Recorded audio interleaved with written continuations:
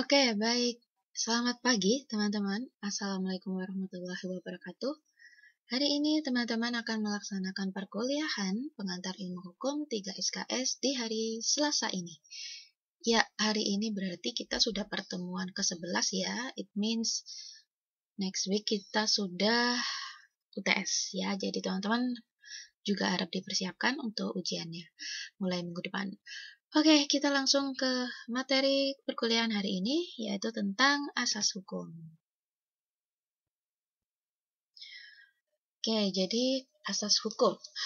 Asas sendiri ya, kata asas ini secara gramatikal itu bisa dipadankan dengan kata alas ataupun kata landasan.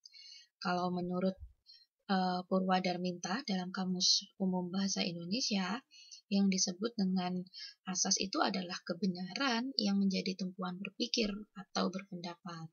Nah, jika kata asas ini digabung dengan kata hukum, maka menjadi asas hukum sehingga maknanya bisa kita artikan sebagai ini. Kebenaran yang dipergunakan sebagai tumpuan berpikir dan alasan pendapat, terutama dalam penegakan dan pelaksanaan hukum. Nah, sebenarnya banyak sekali para ahli itu mengungkapkan apa sih asas hukum itu. Nah, salah satunya dari Karl Lawrence dalam bahasa Belanda ya. Itu kemudian diartikan bahwa asas hukum merupakan ukuran-ukuran hukumiah yang etis yang memberikan arah kepada pembentukan hukum. Ada juga menurut Belfroid yang kemudian mengartikan bahwa asas hukum merupakan pengendapan hukum positif dalam suatu masyarakat. Dan masih banyak lagi pengertian asas hukum dari Profesor Sudikno Mertokusumo dan yang lainnya. Nah, yang kemudian dalam referensinya bukunya Profesor Abdurrahman Budiono ini kemudian disebutkan bahwa poin penting yang perlu digarisbawahi ya dari pendapat beberapa ahli hukum itu terkait makna asas hukum ini ada 3 ya. Nah, di sini yang pertama ada asas hukum merupakan landasan pembentukan hukum positif. Ya, jadi dia adalah merupakan landasan dalam membentuk hukum positif, dalam membentuk hukum yang berlaku itu. Nah, asas hukum itu digunakan sebagai landasannya, landasan pembentukannya. Nah, kemudian yang kedua ini, asas hukum mengandung cita-cita manusia yang hendak diraih. Nah, jadi apa yang ingin diraih? Nah, menggunakan sarana hukum itu apa? Seperti itu. Kemudian yang ketiga, asas hukum merupakan ajaran yang berdaya cakup menyeluruh terhadap segala persoalan hukum di dalam masyarakat. Kayak gitu ya. Oke, kita lanjut ke yang berikutnya. Jadi, fungsi dari asas hukum ini ada 4. Nah, jadi yang pertama, pedoman bagi pembentuk undang-undang atau legislator. Nah, jadi dengan berlandaskan pada asas hukum, kerja legislator memiliki arah yang jelas, sehingga sistem hukum yang akan dibangun nanti juga dapat terwujud dengan baik.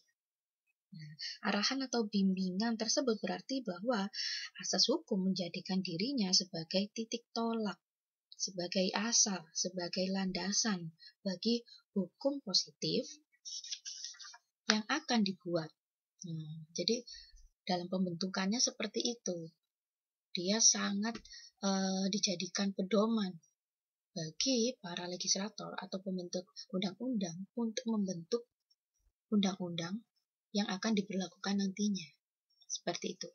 Kemudian, fungsi asas hukum lainnya adalah mencermatkan interpretasi atau penafsiran dan juga membantu pembentukan analogi.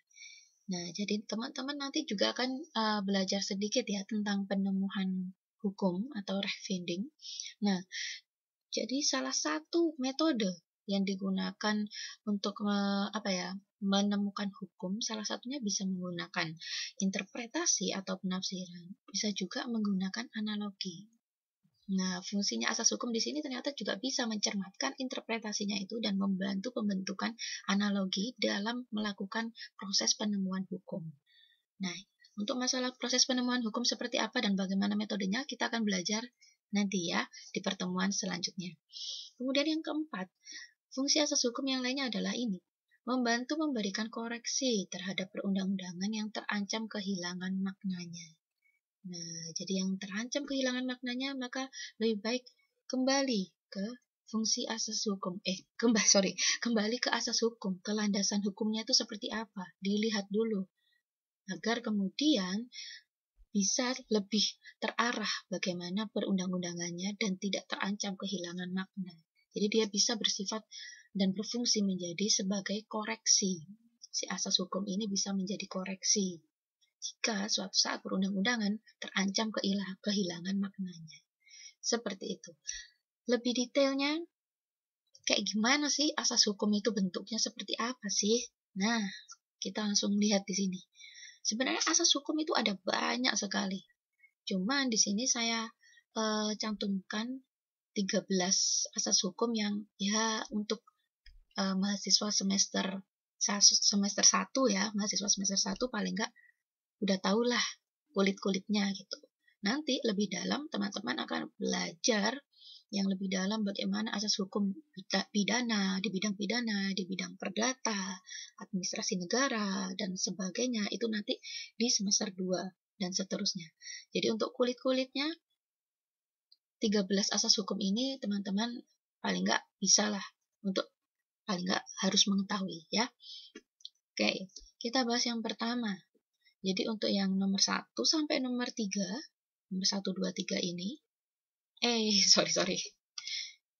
Nomor 1, 2, 3 ini, ya, ini merupakan asas-asas yang biasanya ada hubungannya dengan konflik perundang-undangan.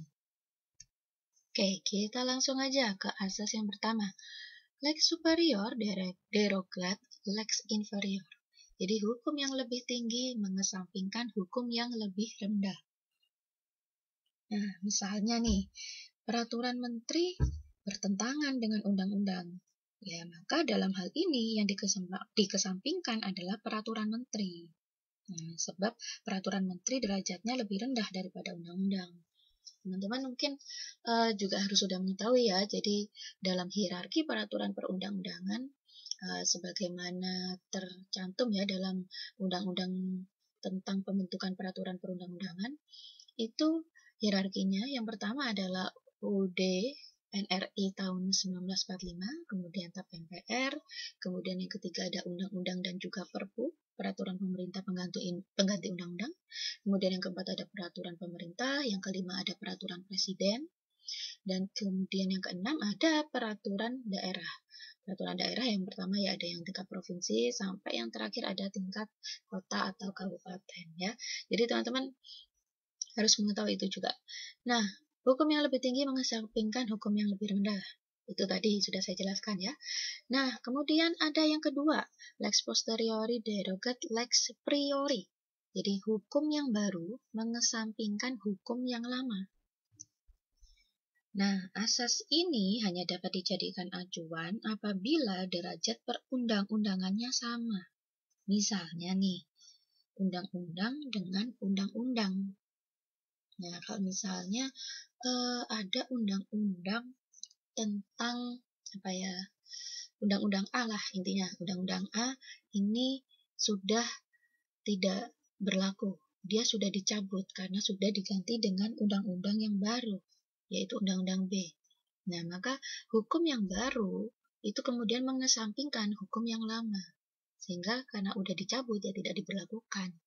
Atau bisa juga seperti ini, ada suatu undang-undang, anggap aja apa ya, Undang-Undang 13 tahun 2006 tentang perlindungan saksi dan korban. Nah, kemudian ada undang-undang perubahannya.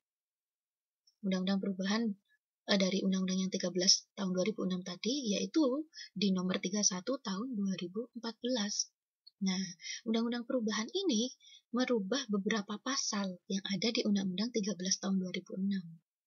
Nah, ketentuan-ketentuan tertentu menjadi baru di Undang-Undang 31 2014. Nah, yang dikesampingkan maka undang-undang yang lama.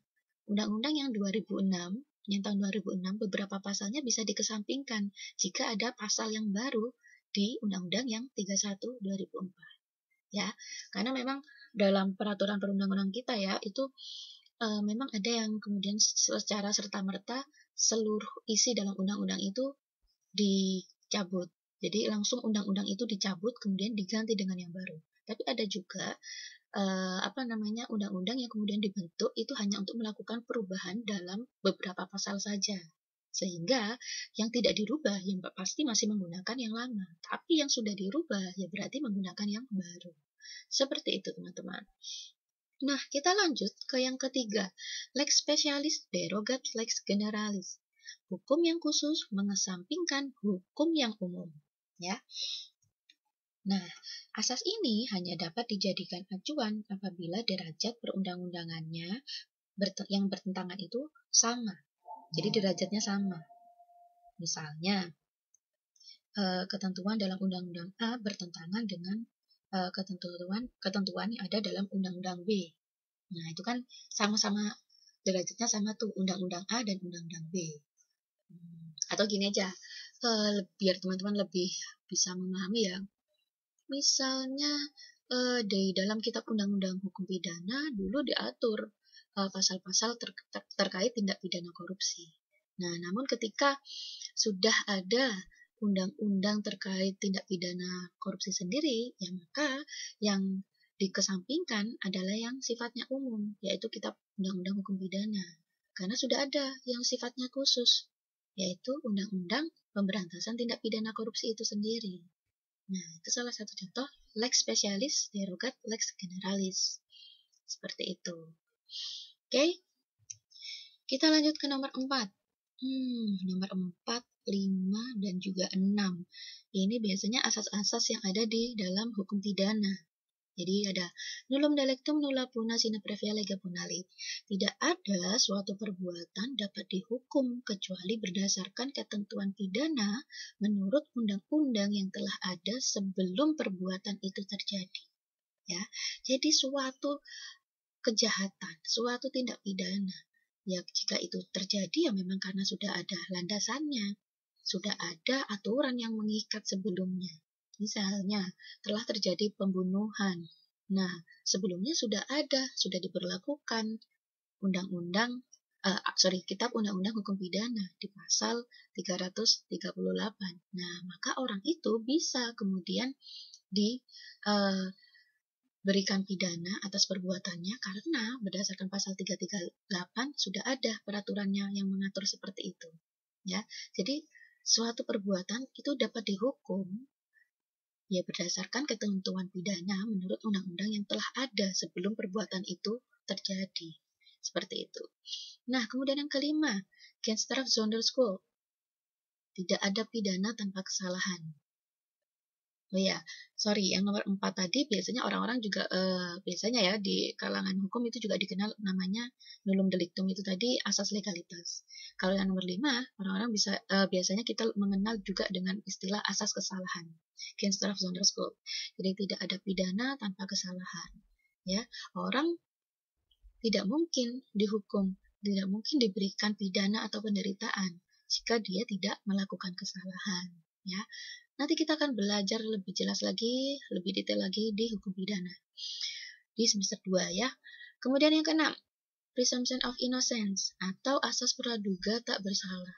Setiap orang yang disangka, ditangkap, ditahan, dituntut, atau dihadapkan di muka sidang pengadilan wajib dianggap tidak bersalah sampai adanya putusan pengadilan yang menyatakan kesalahannya dan memperoleh kekuatan hukum tetap.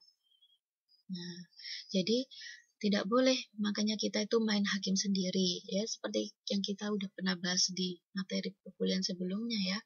Tidak boleh tuh Eigenrichtig atau main hakim sendiri.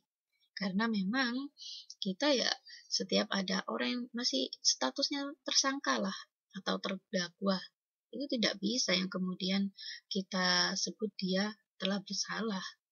Padahal belum ada putusan pengadilan yang menyatakan kesalahannya dan memperoleh kekuatan hukum tetap. Jadi harus sampai inkrah dulu, harus sampai ada kekuatan hukum tetap dulu, baru bisa dinyatakan bersalah. Seperti itu. Lanjut kita ke nomor 7. Nah, kalau nomor 7 sama nomor 8 ini biasanya yang ada di bidang perdata, asas-asas yang ada di bidang perdata. Tapi bisa juga di asas-asas bidang internasional. Nah, biasanya lebih ke spesifik perjanjian internasional, seperti itu.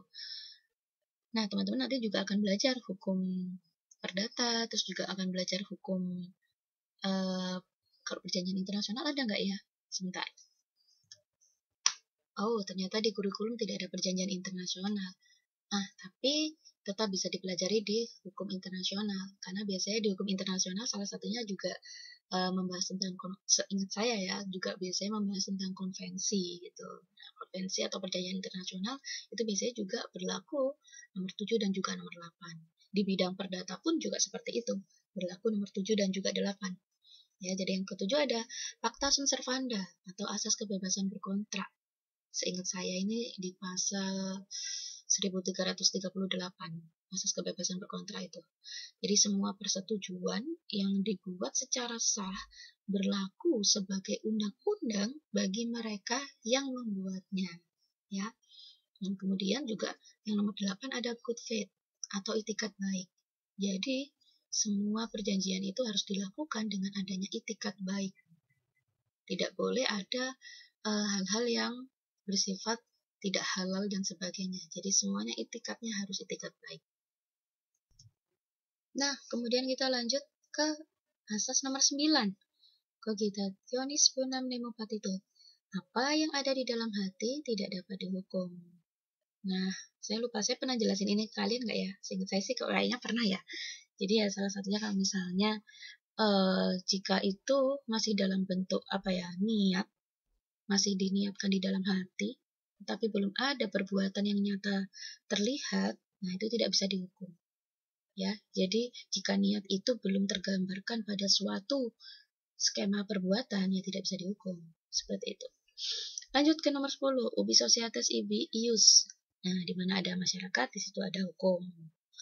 Lanjut juga nomor 11, fiat justitia et pereat mundus. Meski langit runtuh, hukum harus ditegakkan. Kemudian yang kedua, 11 ada ubi jus incertum ibi ius nullum. Tidak ada kepastian hukum, maka ya tidak ada hukum. Kemudian yang ke-13, nah ini juga pernah saya jelaskan nih kayaknya ke teman-teman. Sumum ius summa inuria summa lex summa crux. Semakin tinggi kepastian hukum adalah ketidakadilan. Ya, jadi ya tidak ada kepastian hukum, ya tidak ada hukum. Tapi ternyata semakin tinggi kepastian hukum, maka ternyata ya ketidakadilan. Nah, di situ memang dalam praktiknya para aparat penegak hukum tidak hanya menegakkan kepastian hukum aja, tapi juga melihat sisi-sisi keadilan seperti apa. Sehingga tujuan hukum tidak hanya terpenuhi pada sisi kepastian hukum, namun juga terpenuhi pada sisi keadilan. Kalau kita udah belajar di tujuan hukum kemarin, kalau misalnya ada yang bertabrakan antara kepastian hukum dan keadilan, maka yang diutamakan adalah keadilan, ya. Karena kalau kita juga melihat dalam putusan hakim sendiri ya, selalu ada irah-irah putusannya kan demi keadilan berdasarkan ketuhanan yang Maha Esa. Nah, jadi memang keadilan itu juga harus diperhatikan, selain kita juga memperhatikan kepastian hukum. Seperti itu teman-teman untuk materi perkuliahan hari ini. Oke, referensi mata kuliah hari ini berdasarkan dari bukunya Profesor Abdurrahmat Budiono, Guru Besar Fakultas Hukum Universitas Brawijaya Malang.